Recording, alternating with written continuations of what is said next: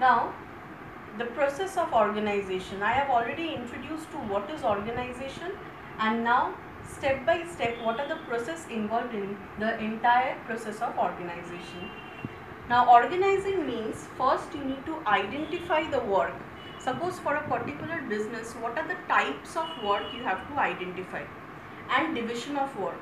Now, according to the type of work, what is the skill required for doing that work, you are going to divide it among the workers or the employees in such a way that it suits their skill, and the work has to be divided so much so that the works are it is possible to complete the entire work by a certain individual, and they gain specialization through it. When you divide the entire work and according to their skill set which is matching with the employees, what will happen, they will be doing the work repeatedly. That will help them to gain specialization, means they will be doing the work faster, they will be more productive because they are doing the similar type of work every day, and they will be able to deliver more of their work in a single day, because same work when it is repeated, then they gain efficiency over it. Second is departmentation. Now, if you see any top business companies, you will see it is divided into different departments like finance department, production department or purchase department, production department, marketing department and sales department. So what is happening? The entire business is divided into 3 to 5 departments: finance department, purchase department, production department, marketing department, sales department and also human resource department. Now, what is the idea behind forming these departments and doing the work? Because in a certain business you will see some works are of similar nature. So, for example, there is the task of recruiting new employees, the task of training those new employees and looking into what are the problems faced by them. So, for doing this work, 4 to 5 individuals are there, and they comprise the entire human resource department. Now, purchase department. Suppose for a certain product you need to purchase raw materials. Not only raw materials, you need to purchase machinery for doing the work. So those who are involved in the purchase department, those who make decisions about the purchase and those who do the final purchase, their activities are more or less linked or similar. So they fall under purchase department. Now, production department. Now, there are wide variety of products that are produced inside the business. So, those who are undertaking the production activities, the hardcore production activity, they fall under production department. So, what can you see? The tasks which are similar in nature, they are done by group of people and they are working as a certain department. So, departmentation is done to ease down the work so that there is no mixing of finance work with a person is not going to take participation in the finance department if he is already taking participation in the purchase department. Suppose I am looking after the tax of the business firm. So I am basically in the finance department. So I can never be in the human resource department in the job of recruiting the individuals. So a person or a group, they form departments and they work their task. Any task which is closely linked to a particular department falls under that department. Now, assignment of duties. Now already I have discussed this point. According to the skills, the work or duties have to be assigned, and then proper authority responsibility relationship has to be developed. So proper superior and subordinate relation has to be developed so that the superiors know whom they are going to direct and the subordinates know from where they are going to get direction, and accordingly they will do the job and give the reports. So these are the 4 processes involved in organizing. Number 1, First, in a business there are different types of work that has to be identified, and the work has to be divided according to the skills of the individuals. So there will be division of work. Division of work is helpful because when you divide the entire work into smaller parts, then each small part is conducted by the worker or the employee, and it becomes easier for them because repeatedly if they do the same work, they gain specialization. The work will be delivered in lesser and lesser time each day. Departmentation means any job which is almost similar kind of nature that will be under a specific department.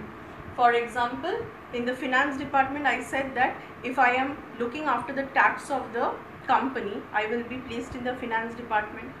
If suppose I am busy calculating what are the cash inflows and outflows of the business, so I am basically managing the cash flow of the business, so I will be in the finance department. So any allied activities or similar activities that are placed together and function under a particular department.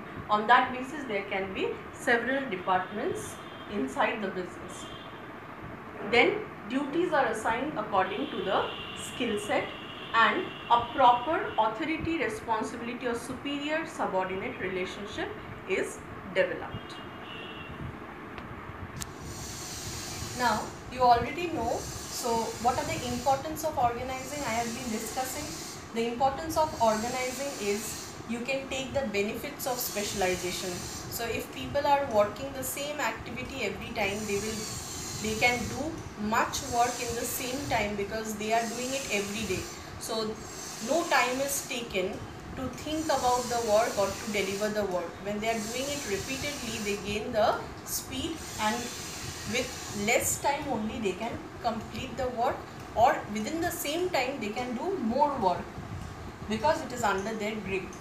Number 2, clarity in working relationship. Clarity means clearly you know that what is the structure of relationship, who is your boss, whom you have to report, and the superior also knows that whom he can deliver the job, whom he can dictate. Otherwise it will be very difficult to understand that where you are going to report, because there is no superior, and any person, if they have to assign tasks, people might revolt that why you are assigning tasks, you are not the boss.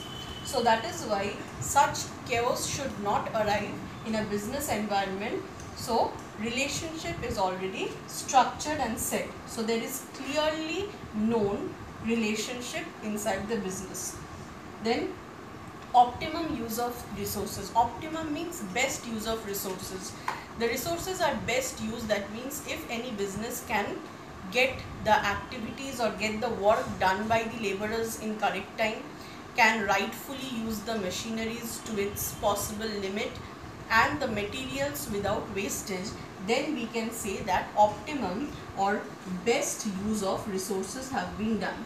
Now see, resources, in order to acquire the resources, resource means land, labor, capital, everything that is required to start the production. All these resources are hired by the business or purchased by the business.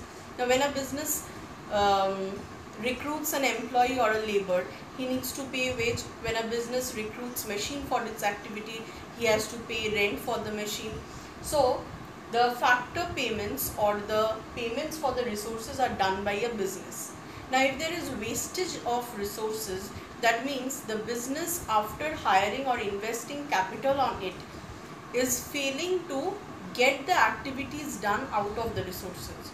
So what the business will look like, when I am employing a labor or a machine, I will try to make the maximum possible out of it. So that is only meant by optimum use of resources. Then organization also adapts with change in external environment. Now this is another point. The organizing is an activity inside the business which comes after planning. Now organizing also have to be done in such a way that it suits the business environment. Business environment I have already discussed. There are so many factors that influences the business. So external environment also affects the business, and organizing has to be done keeping in mind the external environment. For example, Suppose there is a new machine evolving, new technique of production. All the competitors are applying that technique of production, and that might help the business to deliver 1000 units more per day. So suppose they are producing 2000 toys. If they adapt to that machine, they will be able to produce 3000 toys. Or suppose there is some shift in the software. Okay, so what will happen when you know that new techniques are evolving, competitors are also adopting that techniques of production, and the techniques best suit the business at that particular time. So you have to organize also in such a manner that it best suits the environment. For example, suppose a new machine is launched in the market, and if the business acquires that, so the existing laborers, they don't know how to work upon that machine. So what has to be done? Either they has to be trained, so a proper organizing or structure has to be set to train the existing employees, or those employees has to be sacked and new employees need to be recruited whose skill set can match to that level so that they can operate the machines. So organizing is also done keeping in mind the external environment. Then last, effective delegation manages to assign jobs to subordinates. Now what do you mean by delegation? Delegation means transfer. Now what is transferred by the superior to the subordinate? Suppose the superior or the head has so many power. It has got power of everything, suppose. But if he keeps the entire power to himself, then everything, every day-to-day activities of the business has to be supervised by him. So what he does, he transfers the power, delegates the power to whom?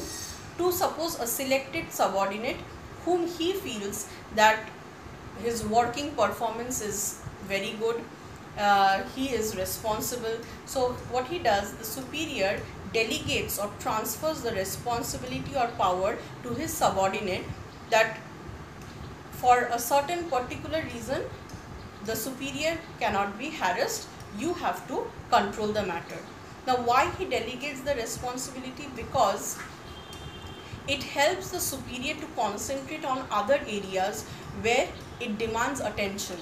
So in a business, it is ever changing and new problems or areas develop where the superior has to focus. He cannot focus if he keeps the entire powers of handling the business alone.